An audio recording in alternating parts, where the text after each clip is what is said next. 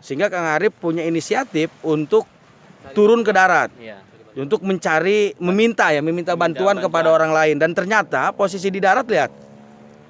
Posisi di darat juga sudah kondisinya hancur. Karena lumayan paling parah lah di Kampung Katapang. Iya. Ini posisinya di sini, Kang Arif. Di sini. Tapi nggak takut gitu malam itu pas langsung balik? Takut lah. Saya juga di situ turunnya ya. Terus diikat sama ini, sama pohon ini itunya. Terus saya lari ke situ. Situ tuh lari itu. Air masih ada? Masih ada di sini nih. Air tuh. Masih ada.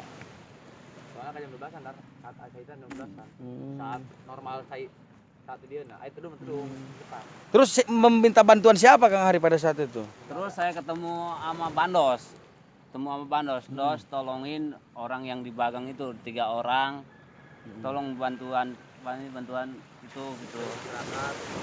Tolong bilangin